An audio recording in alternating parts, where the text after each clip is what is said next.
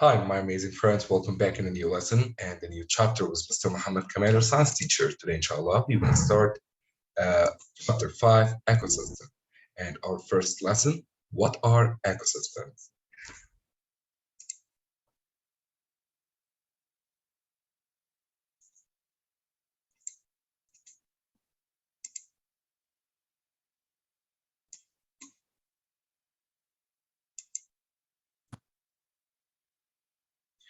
What we're going to learn in today's lesson, our lesson objectives for today, we will know the parts of ecosystem and some examples of ecosystem.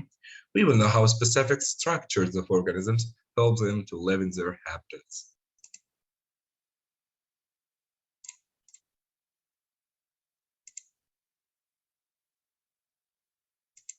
Simply, ecosystem.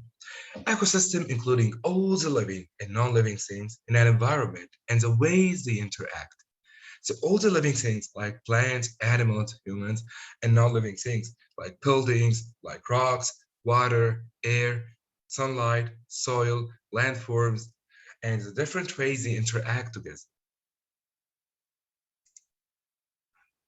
An ecosystem could be small, like a small area under a rock, or like a park, or could be huge, like an ocean, or like desert, like a big forest.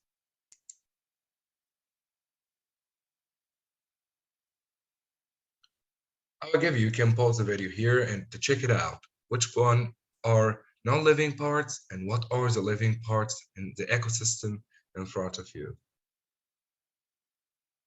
That's right, ecosystem like including the living and non-living. Living things like rabbit, plants, trees, non-living parts like rocks, water, air, sunlight, and soil.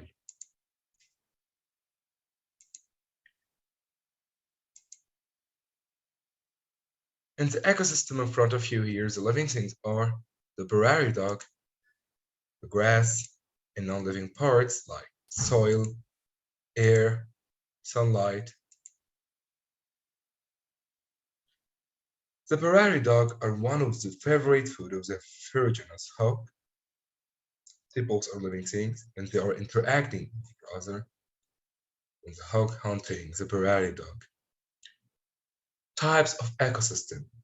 Have you ever asked yourself why there are different types of ecosystem and each ecosystem has its own specific living things and characteristic too? Kinds of ecosystem. In front of you here is North America, tundra, it's located here, rainforest, desert, grassland, wetland. There are several different ecosystems in North America, such as tundra, rainforest, desert, grassland, and forest. Why? What are the basic two factors that make different ecosystems? The two main factors are the two main factors are climate and soil. Tundra, it have a very cold weather in the climate. It's so cold right now. But desert, it's so hot. The soil, for example, grassland, it's covered with grasses. Desert, it's covered with sand. Tundra, covered with snow.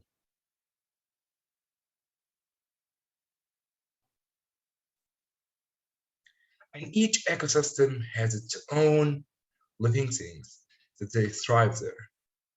For example, number one, tundra. Tundra, it's a cold region. The ground beneath the surface is frozen all the year. Some grasses can grow, but trees cannot. Arctic foxes, caribou, and other animals live in tundra. Second ecosystem, which is rainforest. Rainforests, not all rainforests are tropical, of course. They are mild. They are not so hot and not so cold. It's moderate. And it's a rainy climate. The Pacific Northwest supports a temperate rainforest, and they are home for many organisms such as spotted owls, banana slug, and Douglas fir trees. Our third ecosystem, desert. It is the driest ecosystem. and it's covered with sand. Plants and animals have adapted to the limited water supply, like cacti, coyotes, lizards, and desert organisms. Grassland. Grassland from its name. Grassland. It's a land covered with grasses, and they are home for many organisms and they receive medium amount of rain. Living things that thrive there, like grasshoppers, prairie chicken, and bison, which is the American ox. Animals that live in grassland in North America.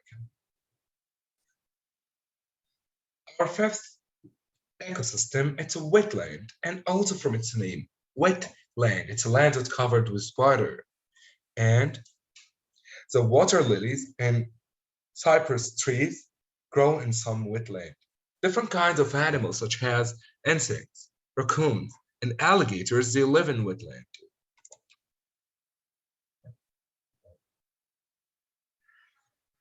How might a grassland change if very little precipitation falls in the area for several years? Pause the video and answer it. That's right. The grass might die and become abandoned. Okay, be less abandoned and it change into a dry area. Habitat. Simply, guys, I want you to know that habitat, it's like the address. It's the area where an organism lives in an ecosystem. Habitat, it's like the place where your home is located. A population, it's all the members of one species within an area of an ecosystem. For example, if you have a room that would have 5 birds, so the population of birds in this room, it's 5. Community, including different population within the same habitat. Let's check out this picture to understand it more and more. All the area in front of you here, it is a habitat for many different organisms. If I told you what is the population of the wild beasts here, the habitat, once again, area where an organism lives in an ecosystem. The population of wild beasts, you can count it: 1, 2, 3, 4, 5. So we can say that the population here is 5. And I told you once again, population, it is a number of all the members of one species only. You cannot count zebras or giraffe with it. And now, what is the population of zebra? Let's count it together. 1, 2, 3, 4, 5.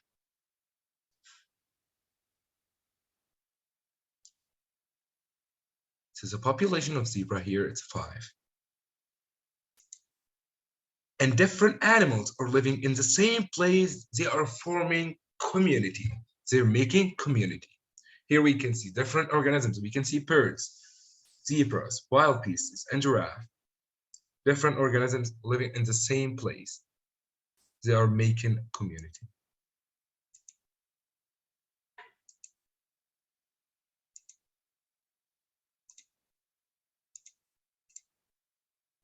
You know, the different organisms in different ecosystems, they have specific structures that helps them to survive in their habitat.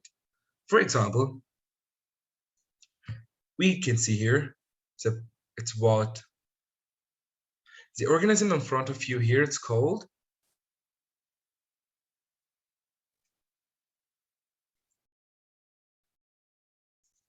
platypus. The platypus, it has a special structures that helps them to survive in their habitat. These structures may include wings that allows them to fly, webbed feet that helps them to swim. You can see here it has a webbed feet that helps a platypus to swim. By the way, platypus, it's a mammal and it's laying eggs. Fur that keeps them warm. For example, the polar bear. The polar bear, guys, it covered with thick fur that protected on tundra, protected in a cold weather. Structures that help them survive.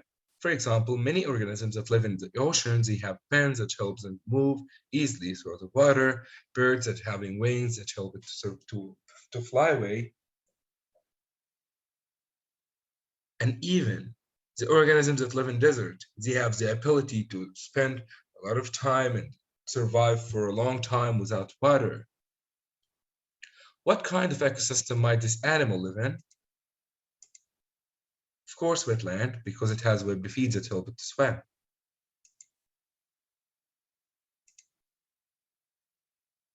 Pause the video and answer those two questions.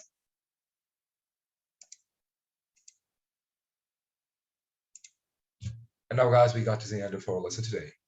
Hope you all understand it. Write your questions in the comment below and see you in the next lesson. Goodbye, everyone. I'm Mr. Muhammad Kamal, and see you next session. Bye.